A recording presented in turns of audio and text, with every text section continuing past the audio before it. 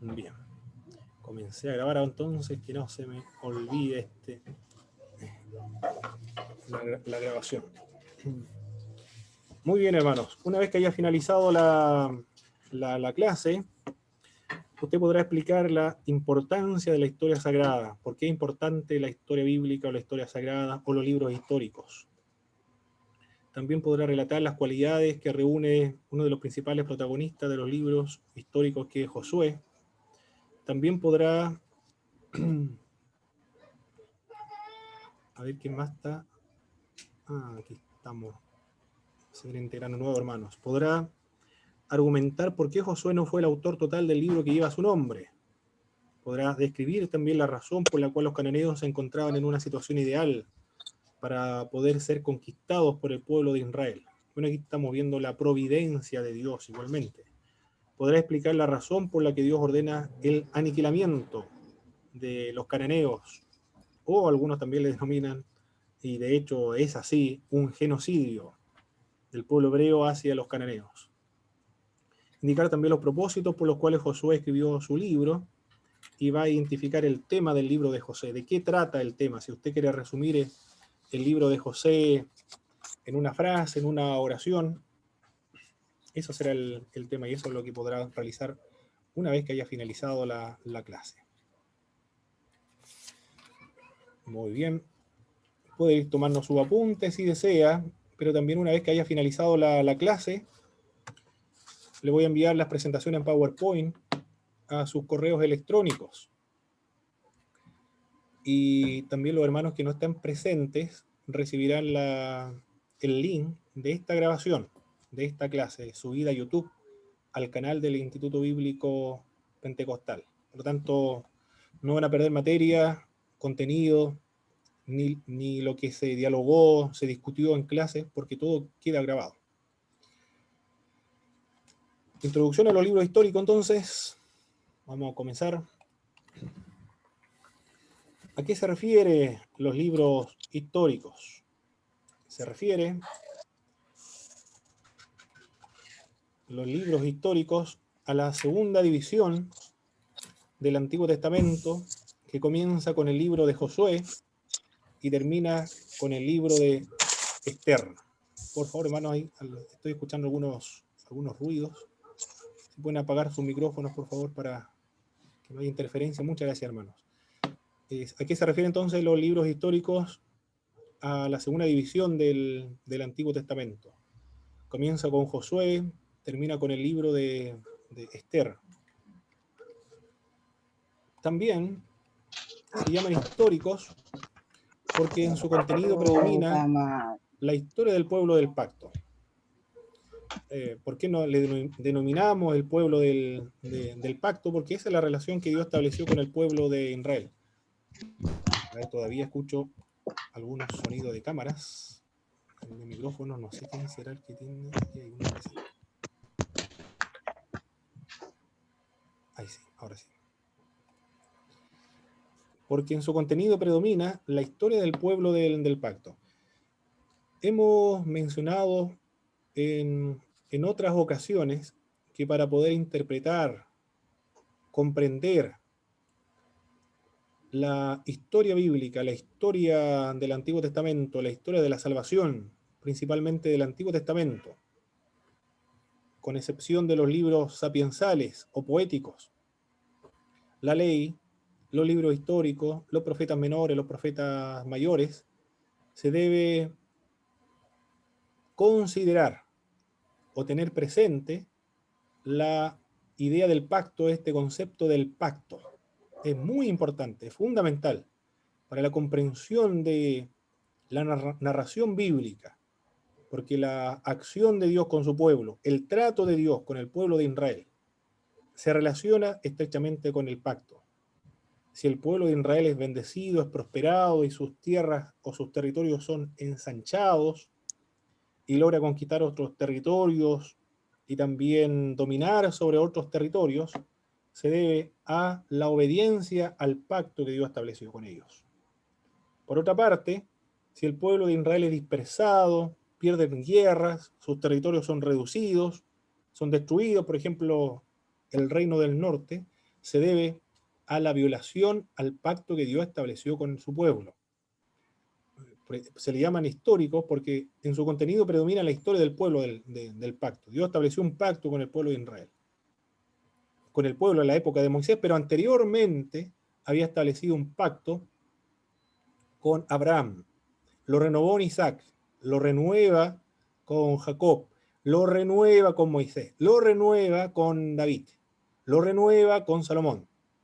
No son distintos, diferentes pactos, sino es un mismo pacto que consistía en entregarle la tierra de Canaán a los sucesores de Abraham. Y ahora aquí se cumple la promesa que Dios le entregó en este pacto que estableció con Abraham. Le entrega la tierra de Canaán. Pero si los israelitas se comportan como los cananeos, del mismo modo como Dios hizo con los cananeos, hará con el pueblo de Israel. Y efectivamente eso ocurrió con los israelitas del norte y con los de Judá. Por 70 años por lo menos, con los de Judá, y después volvieron a su tierra. Volvieron a su tierra, no porque hubiese algo positivo, algo intrínsecamente en el pueblo hebreo que hizo que Dios lo hiciera volver a su tierra, sino que por amor a sí mismo y porque Dios estableció un pacto con Abraham, por amor a Abraham, por amor a los patriarcas, por amor a David, y porque una de las características del pacto que Dios estableció con su pueblo, ¿alguien recuerda cuáles son las características del pacto en las Sagradas Escrituras? Hermana Ruth, hermano Antonio, hermano Franco, los que estudiaron Pentateuco. Una de las características del pacto. ¿Es inmutable? Inmutable. Hay otra palabrita más precisa todavía. ¿Recuerdan? Una de las características de ese pacto. Ay, esa no sirve. Otra, tiene que ser otra. ¿Recuerdan? ¿Cuál es la otra característica del pacto? Ahí tenemos. Incondicional. Exactamente. El pacto en las Sagradas Escrituras es incondicional.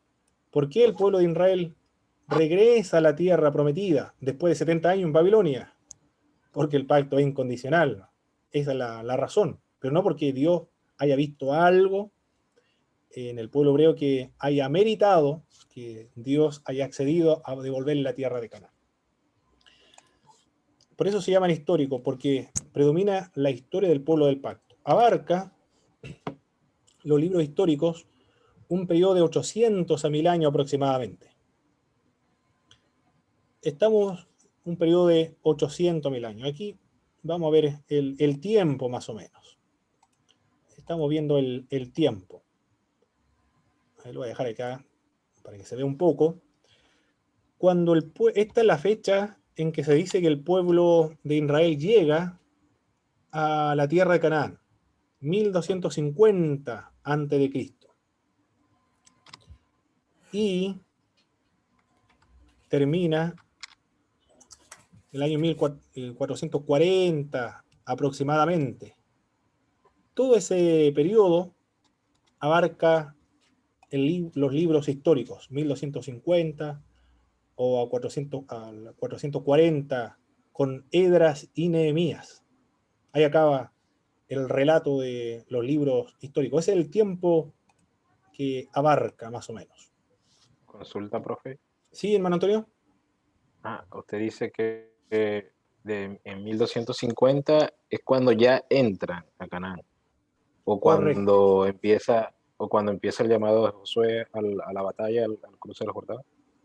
En el año 1250 es la fecha que se ha establecido generalmente. Hay, sin embargo, otras posiciones, otras teorías. Pero la más aceptada, lo que yo he leído más en los libros de texto, se acepta que en el año 1250 el pueblo hebreo ingresa a la tierra de Canaán liderado por Josué, cruzan el Jordán en el año 1250. Ya, gracias. Muy bien.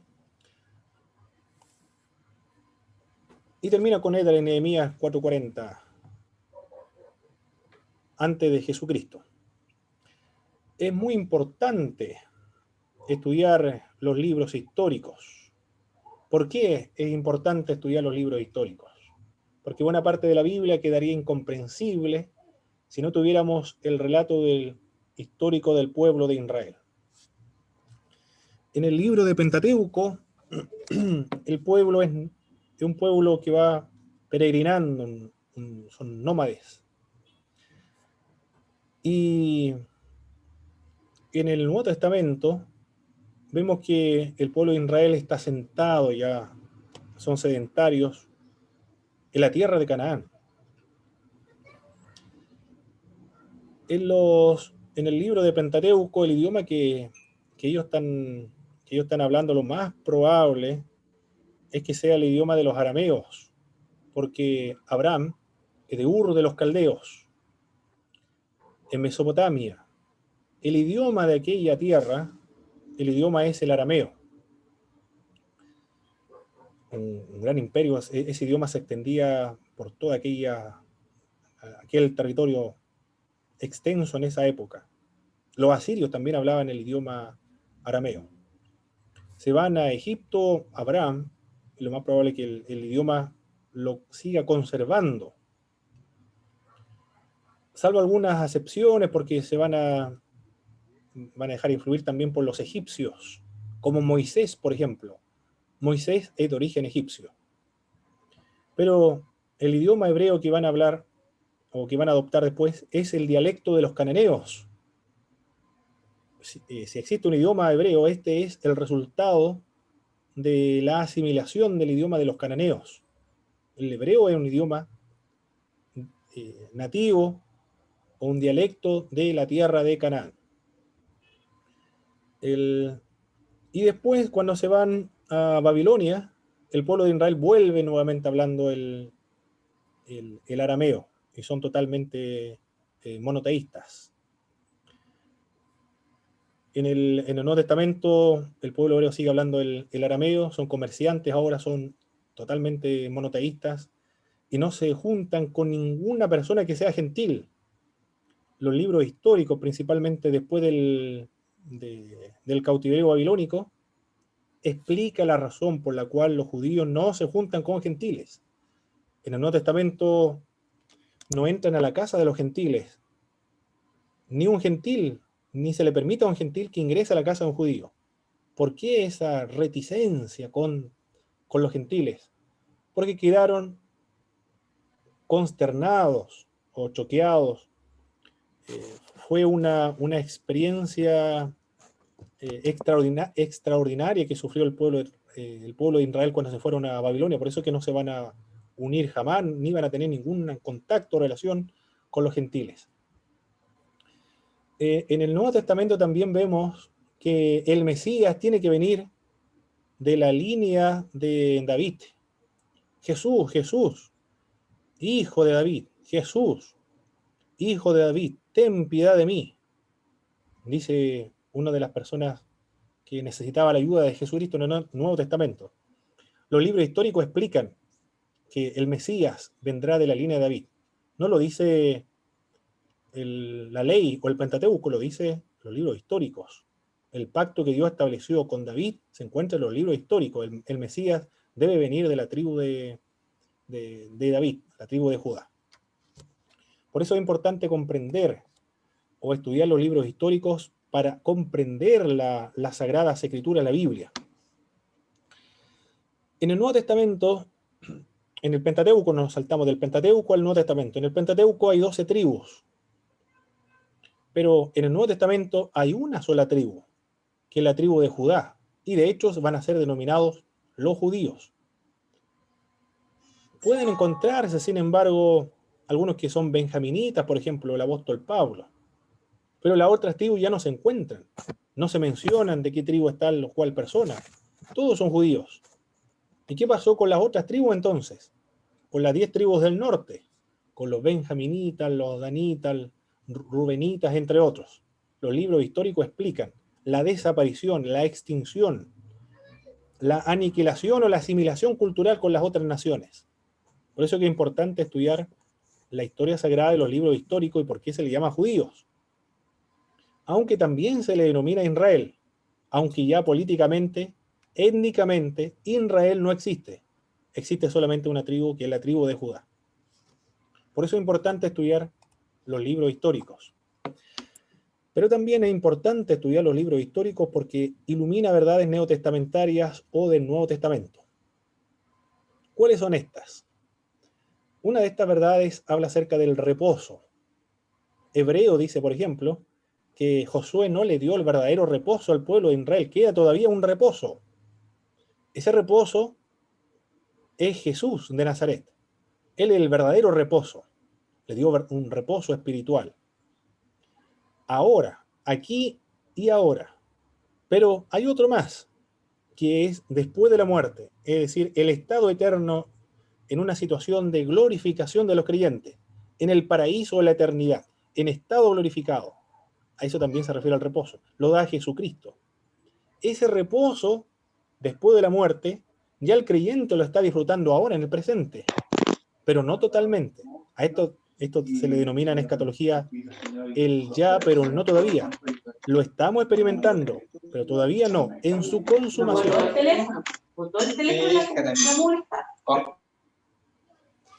Bien, es importante estudiar entonces los libros históricos porque ilumina verdades neotestamentarias. Como por ejemplo, el hecho de que Jesús, el Mesías, vendría de la tribu de la línea de David. También eso es lo que nos relata los libros históricos. Pero también es importante estudiar los libros históricos. Nosotros le denominamos libros históricos, el canon hebreo le denomina los libros proféticos anteriores y posteriores. Porque enseña lecciones morales y espirituales, pero esto debe ser así, y tiene que ser así.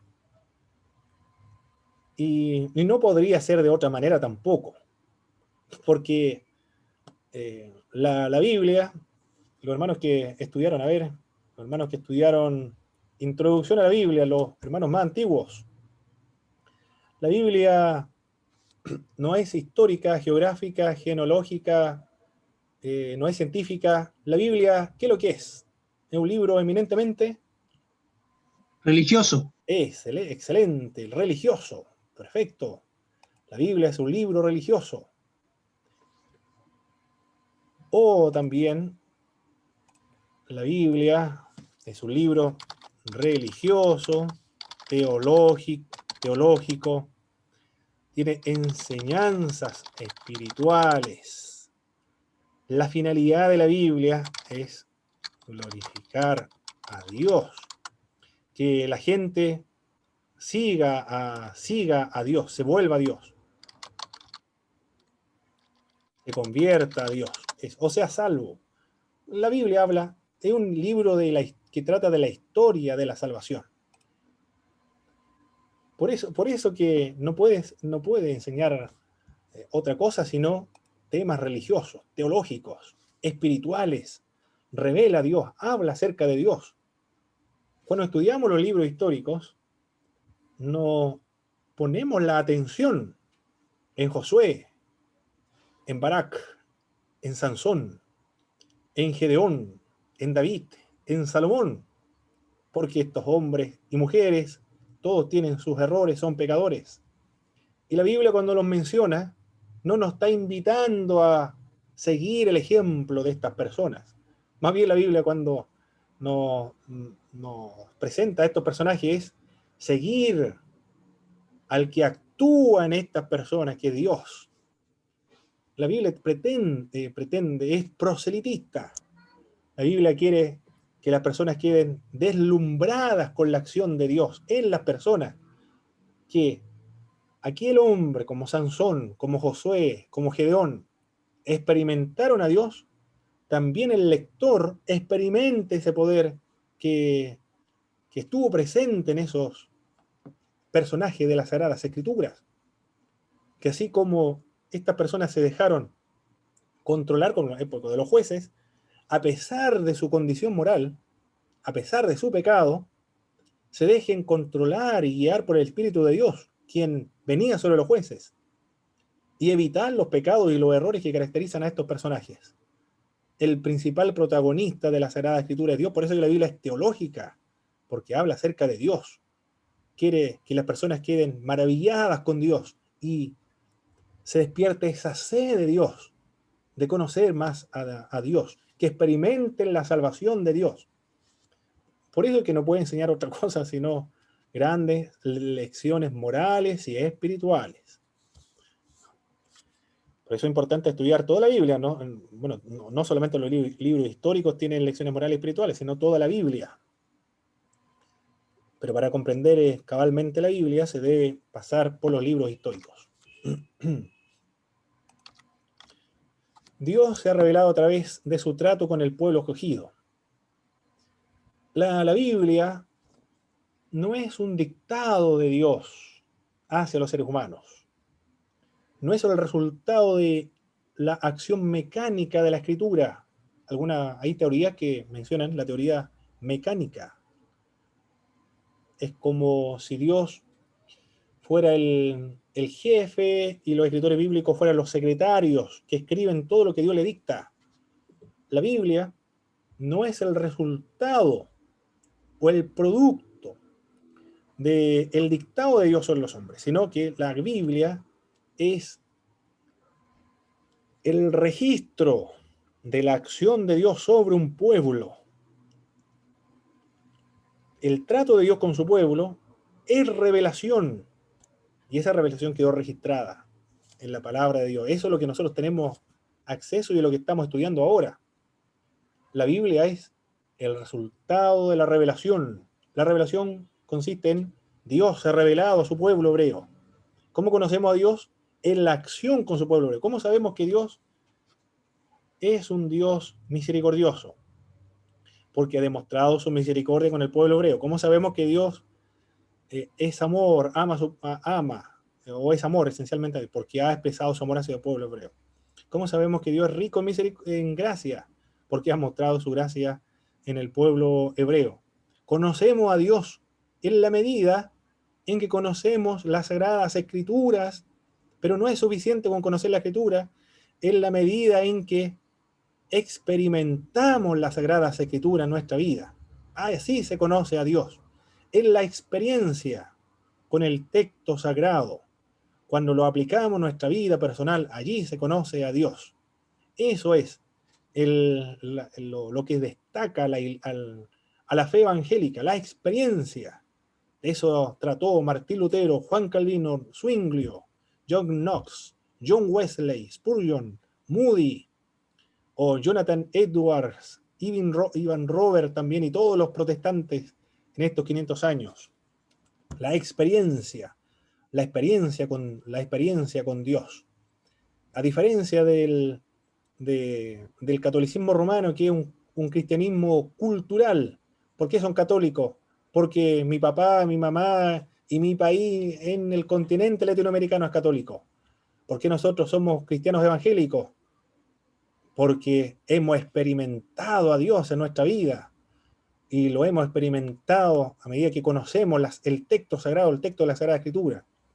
Cuando me convertí al evangelio, le dije al catequista: los evangélicos van a la iglesia con su Biblia debajo del brazo. Estudia la Biblia en la escuela dominical. Y él dijo: si tanto te gusta el evangelio, ¿por qué no te vas con los evangélicos? Por eso ahora estoy participando soy cristiano evangélico, porque los cristianos estudian la Biblia, los cristianos evangélicos estudian la Biblia, conoce la Biblia, solamente la Biblia, solo Cristo, sola fe, sola gracia, solo a Dios sea la gloria, sola Escritura. Esa es la distinción nuestra, porque se experimenta a Dios a medida que se conoce la Sagrada Escritura. Yo pensaba antes que todo el evangélico conocía la Biblia, estudiaba la Biblia, pero después uno, cuando ya está dentro de la iglesia evangélica, se da cuenta que una minoría muy, muy reducida, estudia la Biblia o la lee diariamente en su casa. La gran mayoría depende de la lectura bíblica en los sermones que se predican los días domingos. Pero tradicionalmente y culturalmente los evangélicos nos hemos caracterizado por ser estudiantes permanentes, sistemáticos y persistentes de las Sagradas Escrituras. Todos los evangélicos conocen la palabra de Dios, o deberían conocer la palabra de Dios. Bien. La tradición hebrea atribuye a los profetas la composición de estos libros. ¿Por qué profetas? Porque lo que ellos registraron es la revelación de Dios. Lo que están haciendo los escritores sagrados es registrar lo que Dios revela a los seres humanos. La consideración de los libros históricos como libros proféticos responde a la concepción judía, según la cual la historia de Israel y de sus grandes figuras es portadora de la palabra de Dios. Lo que ellos están registrando es palabra de Dios, por eso que son considerados como profetas. Ellos no están registrando una historia simplemente, sino que están registrando la revelación de Dios. Por eso son denominados los libros proféticos para los hebreos.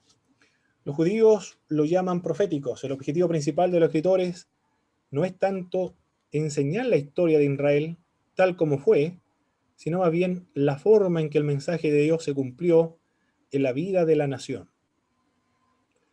Todo lo que Dios le prometió a Abraham se está cumpliendo acá en estos libros históricos, y lo que Dios advirtió en Deuteronomio acerca de la desobediencia también se cumple y se logra ver acá en los libros históricos. Muy bien. ¿Alguna pregunta hasta ahora, mis estimados hermanos? No hay ninguna hasta ahora. Aquí tenemos la división de los libros hebreos de la Biblia. El canon hebreo distinto al canon latino, o también el canon del Medio Oriente, del Oriente, de las iglesias del Oriente, ortodoxas. Ellos lo dividen como la ley o la Torá, los profetas, Nebihim, escritura, los Ketubim. Hay profetas anteriores, profetas posteriores, entre otros. En total son 24, pero es porque algunos libros que nosotros lo dividimos en dos, y se encuentran en un solo rollo, como Samuel, Reyes, por ejemplo, Crónica en un solo libro, los profetas menores también en un solo rollo. ¿Y por qué nosotros lo dividimos como Pentateuco, libros históricos, libros poéticos, sapiensales y libros proféticos? Porque esa división proviene de la Septuaginta. ¿Qué es la Septuaginta, mi estimado hermano? Los que vieron Introducción a la Biblia.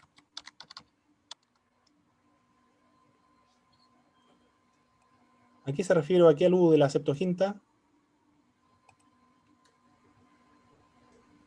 Hermano Jaime, hermana Miriam. ¿Quién más los tenemos? La Septuaginta es la traducción de la Vulgata Los latina, 5 primeros libros. si Los no me 5 primeros equivoco. La Septuaginta no. libros del Pentateuco traducido al griego. Dijo los 5 libros, hermano Jaime. Bueno, la Septuaginta es efectivamente una traducción Al griego del Antiguo Testamento. del hebreo al griego. Pero no es solamente el Pentateuco, es todos los libros judíos. No todos, sino la gran mayoría. Incluye también esa traducción los libros apócrifos o deuterocanónicos también.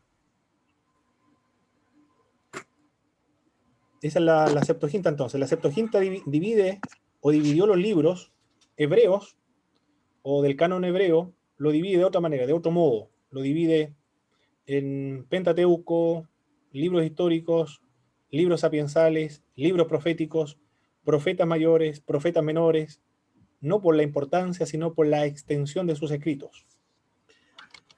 Y luego vino la Vulgata, y después las traducciones, todas las traducciones. Todas las traducciones al castellano, inglés, las traducciones bíblicas en todos los idiomas actuales,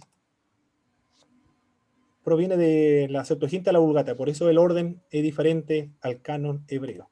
Pero los libros son exactamente los mismos, no hay variación, no cambian los libros. Bien. Sigamos entonces. Josué. Vamos a estudiar. Hermano Sí, hermano José. La Vulgata, ¿de qué traducción es? ¿Es del hebreo al griego igual? ¿O la de la latina? La Vulgata es la traducción de los idiomas del Antiguo Testamento en hebreo, del Nuevo Testamento griego al latín. Se pegó. No sé si me escuchó, hermano José. La Vulgata latina es la traducción del Antiguo Testamento en hebreo y porción en arameo, y del Nuevo Testamento en griego al idioma latín. Esa es la Vulgata latina. Muy bien. Ahora comenzamos a trabajar con el libro de Josué. Bien, aquí tenemos a Josué. El título de protagonista recibe su nombre por el general Josué, no por ser el autor de todo el libro, sino porque Josué es la figura principal o uno de los personajes más importantes que se menciona o se relata en este libro. ¿Cuáles son las cualidades de Josué? Gran fe, firme de carácter también, carácter valiente también, investido del Espíritu Santo de Dios. Cuando hablamos acerca de la investidura del Espíritu Santo de Dios, es simplemente la capacidad que otorga el Espíritu de Dios, tanto en el Antiguo como en el Nuevo Testamento, para realizar tareas especiales. Y acá, muy especial, general de ejército, capacidades militares y capacidad de liderazgo para conducir al pueblo de Israel en la esclavitud, de Egipto. Esas son las cualidades, o esas son la acción de Dios, lo que hace Dios, o el Espíritu de Dios en los personajes del Antiguo Testamento. Cuando habla acerca de ser investido del Espíritu Santo, es que el Espíritu de Dios lo está utilizando para desempeñar tareas especiales. Y acá, guiar al pueblo y ser general del ejército del pueblo de Israel. Gozaba de la comunión con Dios también, por eso que Dios lo va a utilizar para guiar a su pueblo. Según la tradición judía, el autor es Josué. El Talmud indica que Josué es el autor. Pero sin embargo, Josué no escribió todo el libro que lleva su nombre. Él escribe solamente algunas secciones, el escrito macro, pero algunas porciones no lo pudo haber escrito él. ¿Por qué? ¿Cuál habrá sido la razón, los hermanos que respondieron a la tarea número 1? Porque narra también su muerte. Muy bien, claro que sí, pues. No pudo haber registrado él su propia muerte. Ocurre lo mismo con el Pentateuco, con el Deuteronomio, donde relata la muerte de Moisés. Moisés no pudo haber escrito en su totalidad el libro de Deuteronomio, porque relata también su muerte. ¿Cuál es la otra razón por la cual Josué no pudo haber escrito el libro? Algunas partes, por lo menos.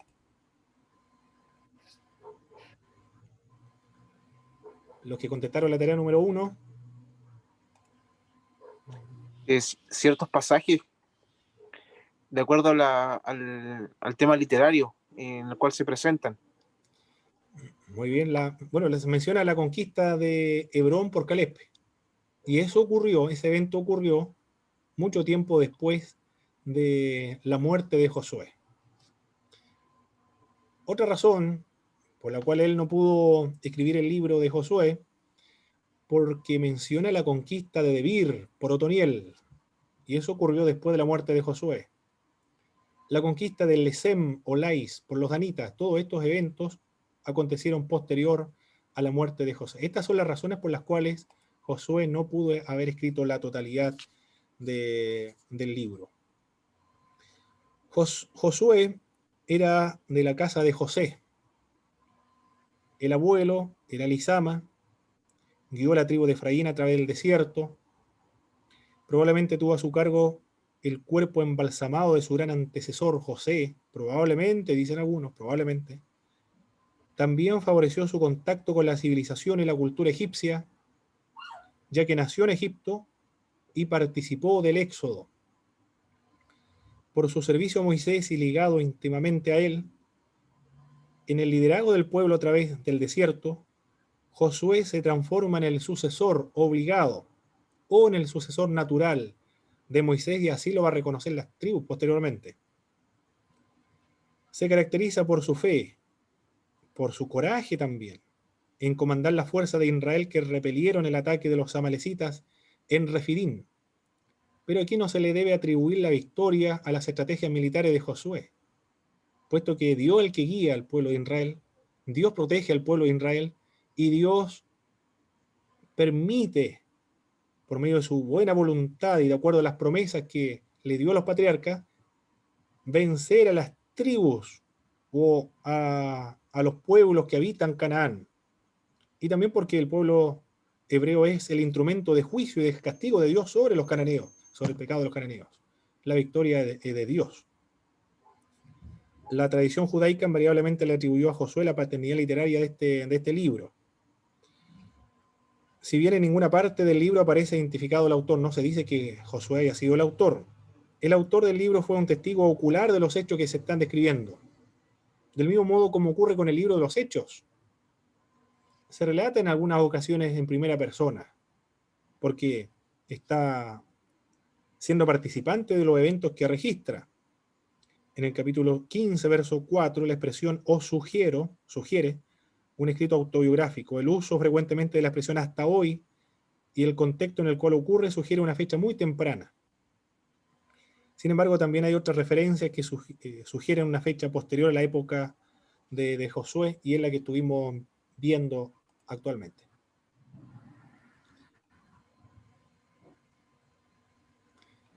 El fondo histórico del libro de Josué. La situación de los cananeos, recuerde que esto es una pregunta que se va a realizar después de clase. La situación de los habitantes de Canaán, ellos estaban organizados en pequeñas ciudades-estados, similar a los griegos, con varios reyes o reyesuelos, gobiernos autónomos, todas ciudades con sus respectivos reyes, o sí, autónomos, o que gozaban de la libre determinación. Esa es la forma de organizarse. Pero estaban en condiciones o en la situación política y militar para ser conquistados, porque fueron abandonados por los egipcios en primer lugar, porque habían guerras internas y estaban siendo azotados constantemente por los invasores. Hay una canción de Juan Luis Guerra que dice, ¿cómo dice esta canción? Que le va a enviar las avispas para que le piquen, algo así, dice la alabanza. Está sacado de Deuteronomio. Algunos indican, algunos intérpretes, que estas avispas se refieren a las guerras internas, metafóricamente, que experimentaron los cananeos previo a la conquista de aquel territorio. Y también la otra razón por la cual ellos se encontraban en las condiciones de ser conquistados por los israelitas es porque estaban siendo azotados constantemente por los invasores externos a la tierra de Canaán. Egipto estaba en declive su poder. Los hicsos también tenían conflicto con los egipcios. No iban a estar pensando en extender sus territorios a otros lugares. Esto lo menciona Samuel Pagán en su libro Históricos, también otro dato interesante, para indicar el contexto histórico en el cual se encuentra la conquista de la tierra de Canaán. Estos son lo que menciona el contexto histórico, pero para nosotros estamos viendo la providencia de Dios aquí, cuando se conquista la tierra de Canaán. Nosotros vemos la providencia. Aquí alude el término providencia, hermanos. O si lo han escuchado en alguna oportunidad, hermano Franco, hermana Danay, hermano Marcos, hermano Jaime. O si lo han escuchado en alguna oportunidad, este término providencia. Abraham, Isaac. Dios proveerá. Providencia le puse. Ahí es providencia, hermanos. Es providencia. No es, es providencia el término que quise anotar acá. Lo voy a anotar de nuevo aquí. Providencia. El término providencia alude a que Dios guía, controla, supervisa los acontecimientos históricos, políticos, económicos, culturales, nacionales, naturales, desastres de la naturaleza, para que se cumplan sus buenos propósitos. Por lo tanto, el hecho de que los cananeos se encuentren abandonados por los egipcios, hay guerras internas, están siendo azotados por los invasores, hay una lucha entre los hititas y los egipcios, dos imperios muy importantes de la antigüedad.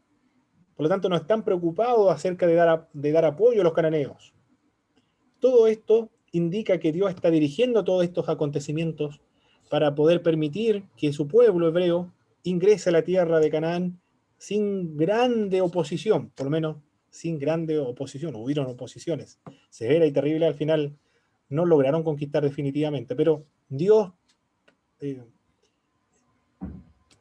organizó la situación histórica, preparó la situación, debilitó de alguna manera a los cananeos para que el pueblo llegara a aquella tierra de Canaán a conquistarla. La fecha de la invasión, hay dos fechas probables. En Reyes capítulo 6, verso 1, dice que pasaron 480 años después que el pueblo salió de Egipto, Salomón comenzó la edificación del templo. Salomón edificaría el templo en el año 967. Aproximadamente la fecha del éxodo sería entonces el 1446, que es una de las fechas que se propone. Porque hay varias fechas ahí del éxodo. Los hebreos construyeron la ciudad de Pitón y Ramesés. Una de estas ciudades tomó su nombre de este faraón. La fecha de la conquista entonces sería alrededor del año 1250. Y es la fecha que más veo en los libros de texto de la conquista de la tierra de Canaán. 1250 antes del Señor Jesucristo.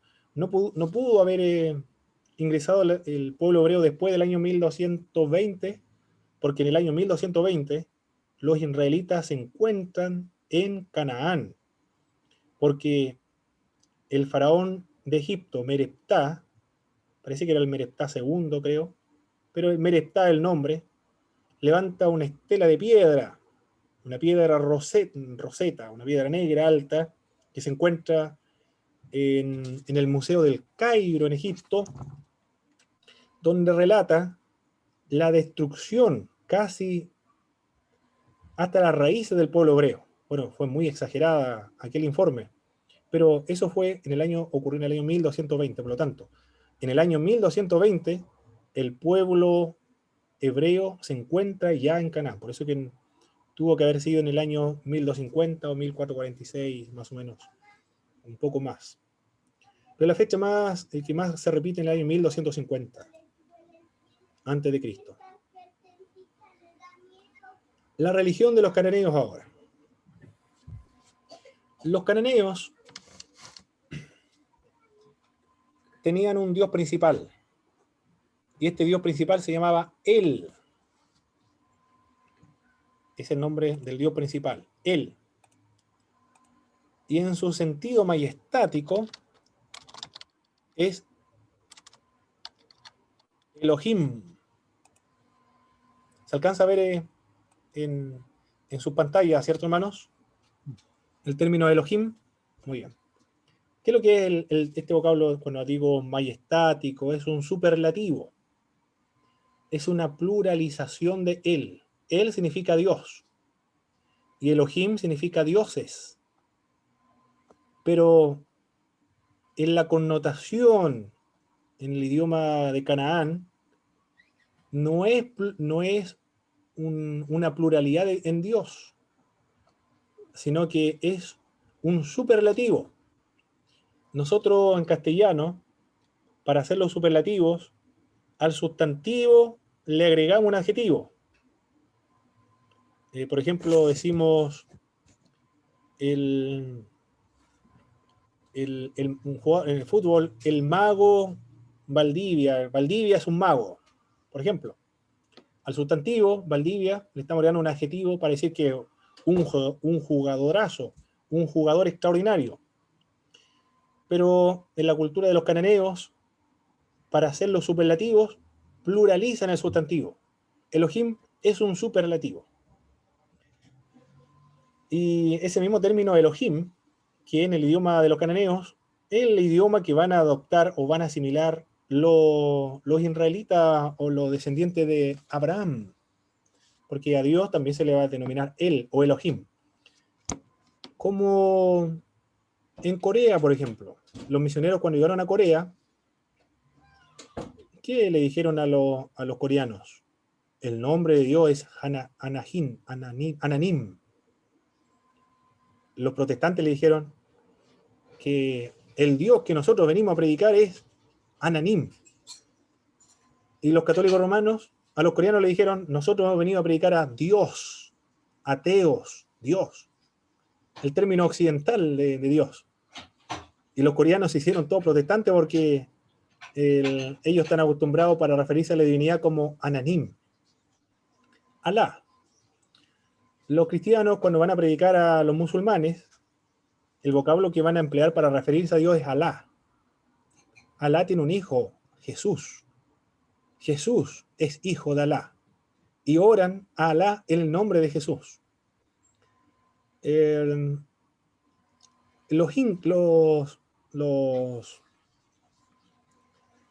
¿Cómo se llaman los originarios, los pueblos originarios de Perú, Bolivia?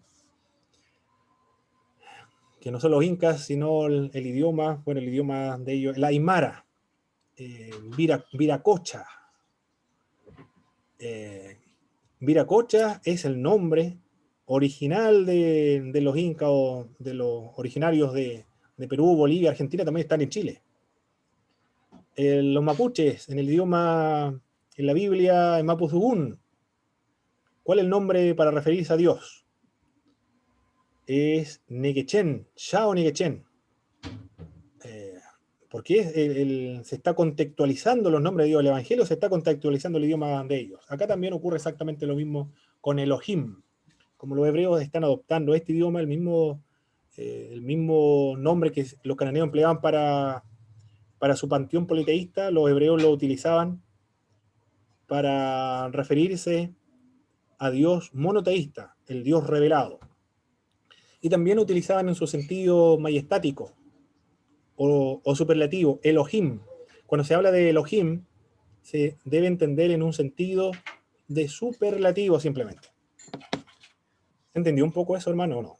Si alguien tuvo alguna duda, alguna pregunta con el o Elohim, que es un vocablo, es el Dios principal de los cananeos, pero pertenece al idioma o un dialecto de los cananeos, que va a ser adoptado posteriormente por los que vienen de Egipto, de la esclavitud de Egipto. Cualquier pregunta lo van planteando, hermano, a medida que nosotros avanzamos. Él es el Dios principal de Canaán, y él no está solo, sino que tiene una esposa. Como son politeístas, él debe tener una esposa, y esta esposa es Astarte, o Aserá también, Fenicia. Y como están casados estos dioses, cuando se casan tienen hijos, naturalmente. Es natural tener hijos. Entonces, ¿cuáles son estos hijos? Baal. ¿Qué es lo que es Baal? Baal es el hijo entre él y Astarte. Era uno de sus muchos hijos. Baal es el dios de las lluvias, el dios de las tormentas, que le da fertilidad a la tierra y a la vegetación. Los que son agricultores en Canaán van a adorar a Baal. En Bahía Mansa, por ejemplo, yo he ido a Bahía Mansa. Pero no a Bahía Mansa solamente, si nos vamos al norte, en Coquimbo, bueno, en todas las caletas de pescadores. ¿Cuál es el patrono de los pescadores, hermano Jaime? San Pedro. En todas partes está San Pedro, ¿eh? No caminen. Porque, ¿No ve? porque está el mar. Todos los que trabajan en el mar, San Pedro es su patrono. Y acá en Canaán, como viven de la agricultura, y Baal es el dios de la agricultura, ¿a quién van a servir? A Baal. Los israelitas conocen al dios del desierto, el dios de los nómades, el dios que anda protegiendo, que protege a los que andan deambulando por el desierto, de las caravanas. Pero cuando el pueblo hebreo llega a Canaán y se asientan en Canaán, dejan de ser nómadas, ahora se vuelven agricultores. Ellos se preguntan, ¿el Dios del desierto, de los nómadas, me podrá ayudar ahora que yo soy agricultor y trabajo aquí en la tierra? Le preguntan a los cananeos, como los israelitas no destruyeron a todos los cananeos, le preguntan, ¿qué Dios le da las buenas cosechas? Baal. Bueno, vamos a rendir culto entonces a Baal para que nos dé buenas cosechas. Ellos querían tener buenos ganados, buena cosecha, fructificación de la tierra, fertilidad de la tierra, muchos hijos, van a acudir a Baal. Baal es la espina en el talón, lo que molesta, la piedra en el zapato al pueblo hebreo. La religión de Israel, Baal le va a causar trastornos severos. Dios le dijo, aniquilen a todos los cananeos, que ninguno viva. ¿Y qué hicieron los hebreos? Fueron más buenos que Dios. Fueron más misericordiosos que Dios. Imagínense qué terrible esto, hermano. Creerse más bueno que Dios. Creerse más misericordioso que Dios. Dios le dijo que no quede ninguno vivo. Todos deben morir. Ancianos, ancianas, mujeres, niños, jóvenes, bebés. Todos deben ser muertos. Dios le dijo, aniquilen a los cananeos. Porque Dios le dio 400 años de oportunidad para que se arrepintieran y nunca se arrepintieron de sus pecados. Y ahora Dios utiliza la espada de castigo contra los cananeos y los hebreos. No cumplieron esa misión. Y porque no cumplieron esa misión, 10 tribus van a tener que desaparecer de la historia del pueblo hebreo. 10 tribus. Imagínense qué terrible esto. Es como si tuviese 12 hijos, 10 hijos mueren por culpa de la desobediencia. La desobediencia realmente es terrible, tiene resultados trascendentales que se perpetúan a través del tiempo con la desobediencia. Los ritos de los cananeos. Esto es para más o menos entender por qué Dios le pide a los hebreos que destruyan y aniquilen a los cananeos. Orgías. Habían sacerdotes. Los cananeos tenían sacerdotes. A estos sacerdotes le llaman en griego los hieróculos, que son prostitutos sagrados. O también sacerdotisas sagradas, son prostitutas sagradas. Sirven en el templo para tener buenas cosechas, tener abundancia de hijos, tener muchos ganados. Iban a los templos y ahí practicaban estas orgías con los hieróculos y sacerdotisas sagradas. Una prostitución sagrada. Se practicaba la adivinación, adoraba a las serpientes, sacrificaban a los niños. Cada casa que querían construir los cananeos, degollaban a un niño, lo mataban, y el cuerpo lo dejaban en los fundamentos de la casa para espantar a los espíritus. Otros mataban a su primogénito, lo degollaban, y su cuerpo, con la sangre, lo dejaban entre medio de las paredes de sus casas para espantar a los espíritus. Se practicaban el sacrificio de niños. Todo lo que nos dice, las prohibiciones que nos presenta Levíticos y Deuteronomio, están aludiendo a las prácticas y las orgías, la adivinación, la idolatría, la adoración a la serpiente, el sacrificio de niños, practicado en la tierra de Canaán. Por eso que Dios le dice que lo destruyan, para eliminar esta religión aberrante, una religión criminal, una religión sanguinaria, supersticiosa, destructiva para el pueblo donde iba a venir el Mesías, el Redentor de la humanidad. Fue un castigo divino sobre los cananeos. El problema del aniquilamiento a los hebreos, perdón, a los cananeos. Fue un castigo divino sobre los cananeos. Dios le dijo, vas a estar 400 años en Egipto, le dijo Dios a Abraham, y después te voy a liberar con mano fuerte, hasta que la maldad de los cananeos haya llegado a su colmo. Entonces te liberaré. Por lo tanto, el pueblo hebreo es el que debe ejecutar la sentencia, el verdugo sobre los cananeos. Dios ordenó la exterminación de los cananeos para proteger al pueblo escogido de la contaminación de una religión depravada. Lamentablemente, los hebreos o los israelitas no cumplieron esta orden de Dios, porque se aburrieron de pelear, se aburrieron de derramar sangre. Tuvieron miedo también a los carros de guerra que vivían los cananeos que vivían en las montañas, tenían carros de acero. No quisieron seguir peleando, por también cobardía, falta de fe, muchas razones. Formaron alianzas también entre los cananeos, porque dijeron ellos, vamos a ganar más formando alianzas políticas con ellos antes de aniquilarlos. Desobedecieron el pacto, por eso que fueron destruidos posteriormente. Y van a haber reyes hebreos, judíos, de Judá, no de Israel del Norte. Todo Israel del Norte practicó la idolatría, pero en Judá Manasés va a sacrificar a su hijo también y lo va a hacer pasar por fuego. ¿De dónde extrajo esa idea este hombre, este rey? De la religión de Canaán. Tenía también el propósito de grabar en la mente israelita las consecuencias funestas de la impureza.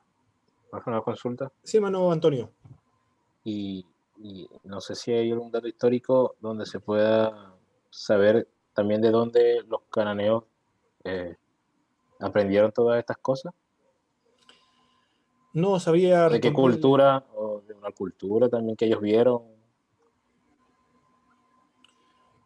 No he leído, hermano Antonio, y no sé si habrá documentación, porque documentación de la cultura cananea ya es compleja por su antigüedad, y de dónde adoptaron este tipo de prácticas ya nos remontamos mucho más en el tiempo.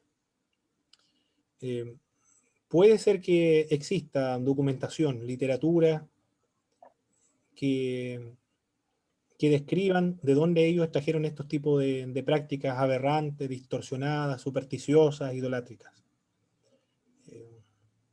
Con datos contundentes, completos. No lo sé, hermano Antonio. No sé si habrá.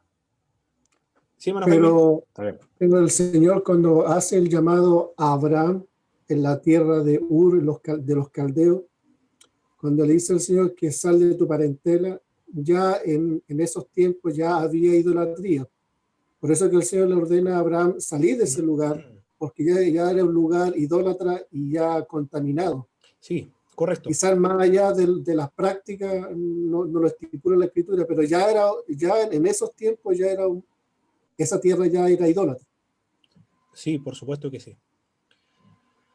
En la Biblia podemos encontrar en forma embrionaria esta depravación en la religión en la línea de Caín con Lamec. Encontramos ahí el orgullo y la venganza también. Es decir, todos los que vienen de Caín, Lamec, se corrompió el concepto del Dios verdadero. Se conserva la identidad del pueblo puro, la línea piadosa, con Abel, con Sem, Noé, y después se pierde, se recupera con Abraham. Pero Abraham viene de una tierra efectivamente idólatra, por eso es que... Hermano Pablo, sí, hermano José. según estaba buscando aquí algo sobre los Canaán, dice que la maldición y la tradición que traían el pueblo de Canaán, los cananitas, venía de la maldición que Dios le dio a Cam. Sí. Los Canaán viene del nieto de Noé, de Cam. Así es. Dice que de ahí ellos vienen con esa tradición. por la maldición que se le dio a Cam cuando vio a Abraham desnudo cuando se embriagó. Muy bien. Sí, ese dato muy importante. El libro de texto de Pablo Hoff, cuando habla acerca de Noé maldiciendo a Canaán, no es que no quiere decir ni significa tampoco que la maldición proferida por Noé determinó la condición de los descendientes de Canaán, sino más bien que en esta declaración de Noé evidencia o registra la futura condición moral y espiritual de los descendientes de Canaán. Esa es la explicación que da Paul Hoff en su libro de texto.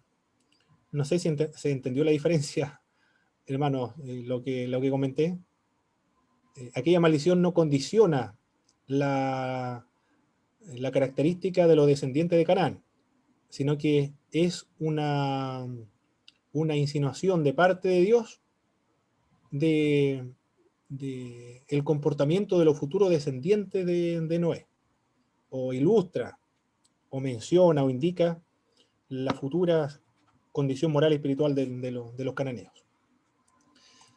Los propósitos del libro de Josué: relatar la conquista de la tierra de Canaán y el establecimiento de las tribus en ella, demostrar la fidelidad de Dios en cumplir las promesas hechas a los patriarcas que llevarían a Israel a la tierra prometida, y también, no alcanzo a ver acá, mostrar la santidad de Dios en su juicio sobre los de la tierra de Canaán. ¿Qué más tenemos que ver acá? Aquí vamos a ver algo del Jerem. El Jerem. El Jerem es la destrucción completa. Esa es la idea del Jerem. Destruir por completo o matar en el nombre de Dios. O consagrado totalmente a Dios. Jerem es destruir por completo. Consagrar a Dios el botín de guerra. Deben sacrificar a hombres, mujeres y animales y entregárselo a Dios. Total destrucción. Porque el Señor es el que está dirigiendo la guerra, por lo tanto, a Él le corresponde ese botín. Perfecto, hermano. Vamos a finalizar, ya hemos llegado a la hora. A ver cómo salgo de aquí ahora.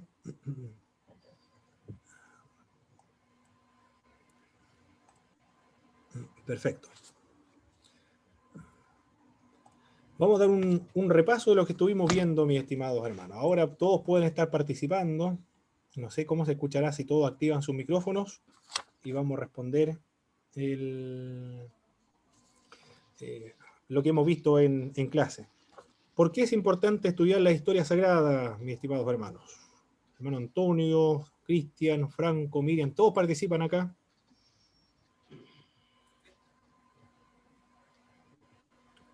¿Pueden activar su micrófono, hermanos? Porque nos enseñan grandes lecciones morales. Nos enseñan las grandes lecciones. Muy bien, enseña lecciones morales y espirituales. Perfecto. ¿Qué más? Porque nos ayuda a entender el resto de los libros de la Biblia. Excelente, nos ayuda a entender también parte de los libros de la Biblia. ¿Qué más? No. Algo muy importante también. Que Dios se ha revelado a su pueblo. Excelente. Registra la revelación de Dios. Dios revelado a su pueblo. En las acciones de Dios se registra la revelación de Dios. Excelente. ¿Cuáles son las características de Josué? Gran fe. Muy bien, gran fe. ¿Qué más? De carácter. Firme de carácter. Y valiente. Excelente. Valiente. Otra característica de Josué. Investido del Espíritu Santo. Excelente. ¿A qué se refiere ser investido del Espíritu Santo? Manipulado por Dios para su gloria. Para una acción determinada. Perfecto. O para un propósito determinado. Muy bien. Dios lo capacitó para llevar a cabo una misión muy importante, que era dirigir al pueblo de Israel, liderar también como comandante en jefe del ejército del pueblo hebreo. Muy bien. Con finalidades militares y políticas, porque dirigía al pueblo de Israel en el desierto. Excelente. Y comunión con Dios. Y también tenía comunión con Dios. Perfecto. ¿Quién es el autor del libro de Josué? ¿O los hebreos le atribuyen la obra a quién? Josué. ¿A Josué? Josué, pero no fue escrito en su totalidad por él. ¿Por qué no? Porque se murió. El pasaje que Bien, porque registra su muerte. Muy bien. ¿Qué más? era el personaje principal del libro. Bueno, él es el personaje principal del libro. Menciona hechos que ocurrieron o que se registran y que ocurrieron mucho tiempo después. Por ejemplo, La conquista de Otoniel. la conquista de Otoniel. ¿Qué más? La de la SEM. Conquista del ESEM. La conquista del ESEM. Excelente. ¿Qué más? Eso eran todo. Hebrón, por Caleb. La conquista de Hebrón por Caleb. Todo eso ocurrieron posterior a la muerte de Josué. Excelente. ¿Por qué los cananeos se encontraban en una situación ideal para ser conquistados? Porque tenían disputas internas. Muy bien. ¿Por qué más? Eran idólatras. No, había otra razón. Egipto los había abandonado. Estaban abandonados por los egipcios. Perfecto, hermano Christopher. ¿Recuerda una? Otra razón por la cual estaban en condiciones para ser conquistados por los hebreos. Eran azotados por los invasores. Sí, había muchos invasores que venían sobre ellos. Excelente. Ya dijimos guerra interna, ¿cierto? Ciudades o aldeas pequeñas. Perfecto. Excelente. Muy bien. ¿Por qué Dios ordena que los cananeos sean aniquilados? Por la idolatría. Idolatría. Muy bien, eran idólatras. A todos. Sí. Para también, otra razón. Para llevar a cabo el castigo divino por Dios. También ese es muy bien. Para evitar que Israel se contaminara por la Eso. religión. Esas son razones profilácticas. ¿A qué se refiere profilácticas? Una persona va a la Antártica o va al espacio, se saca el apéndice para que no le dé apendicitis en el espacio. Se dice, estos son medios profilácticos para impedir infecciones futuras. Esa es una de las razones por las cuales Dios le dice que destruya a los hebreos. ¿Cuáles son los propósitos del libro de Josué? ¿Lo alcanzamos a ver eso? Parece que no lo alcanzamos a ver, ¿cierto? No. Lo alcanzamos a ver. Excelente. No lo alcanzamos a ver. Pero lo respondieron en sus tareas. Perfecto, mi estimado hermano. Mañana continuamos entonces con la ayuda del